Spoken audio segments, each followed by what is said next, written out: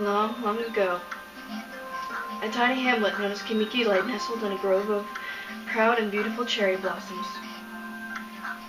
Each and every tree around the quiet burg was honored as a god.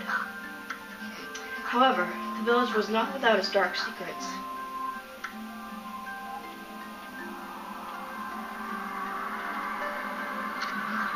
To satiate the appetite of Orochi, a fearsome cave-dwelling beast, the young maiden was offered as a sacrifice at the annual festival. With a body like a mountain, and 8 heads mounted on necks the size of tree trunks, its blood-red eyes alone were said to curse anyone who gazed into them. No one dared disobey the dark beast.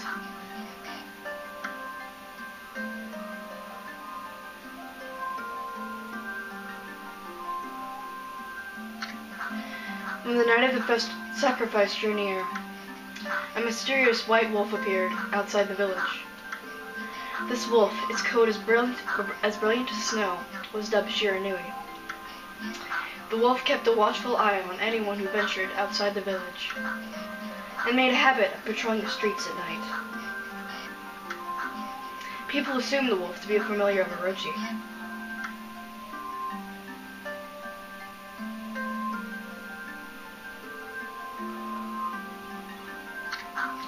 One villager took it upon himself to challenge the fearsome Shiranui. The warrior Nagi attempted many times to challenge the ferocious beast, but his attempts were thwarted by Shiranui's swift movements.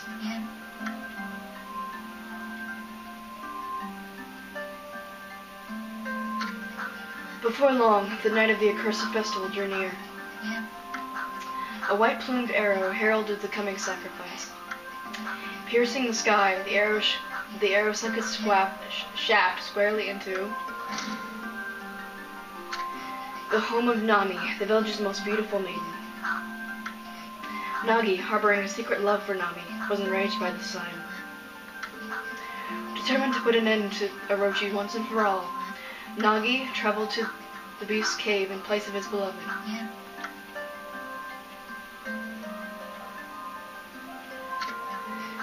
The moon cave, a place as dark as evil itself, served as Orochi's home. As Nagi stood bravely before the entrance, a beast appeared, eyes glowing crimson upon 8 thrashing necks.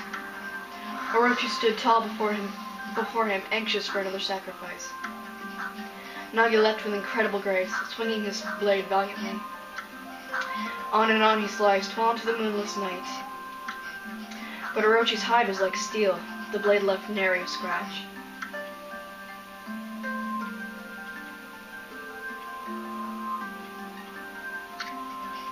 At long last, Nagi, his energy spent from the intense battle,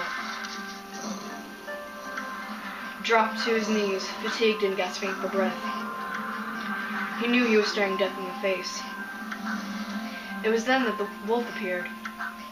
As if to protect Nagi, it stood its ground before Orochi. In the darkness of the cave, the wolf's coat shone brilliantly. Alas, it was Shiranui, the wolf that dwelled outside the village. Bearing its fearsome claws, Shiranui leapt toward Orochi. Orochi reared its terrifying head, spreading itself for battle. The 2 beasts struggled wildly, thrashing in the darkness.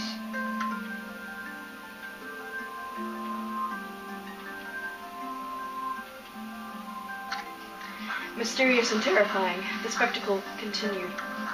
Shiranui summoned gusts of divine wind to counter Orochi's flames.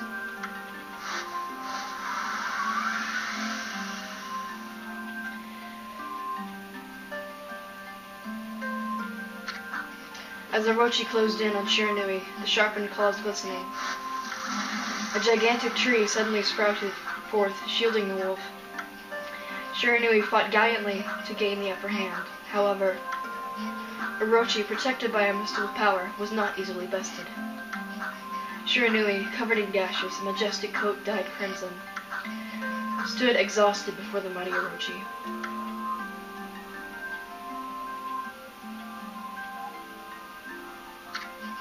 Orochi saw a chance to strike what would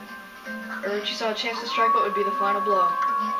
But Shiranui refused to give in. With its last ounce of strength, the majestic wolf gazed heavenward and unleashed a mighty howl. Suddenly, the black clouds overhead dissipated. The light from above glinted off Nagi's sword, and as a beacon of hope.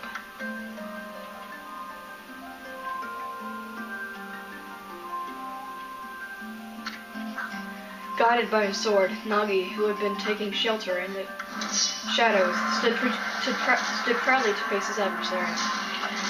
Channeling all his strength into his scarred and battered arm, he leapt ferociously toward Orochi, his sword poised high.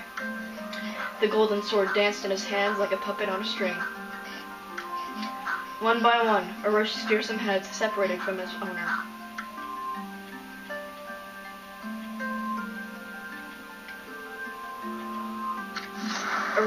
Orochi's broken body collapsed in a lake of its own blood.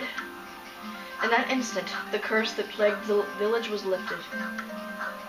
As the battle subsided, the sun shone once again in the sky. Shiranui had succumbed to Orochi's poison and struggled to breathe. Nagi scooped the beast into his arms and returned to Kamiki. When they reached the village, Shiranui was no longer moving. The village elder gently stroked the wolf's head. In response, Shiranui let out a hoarse and pitiful bark, then closed its eyes and drifted off as if into slumber.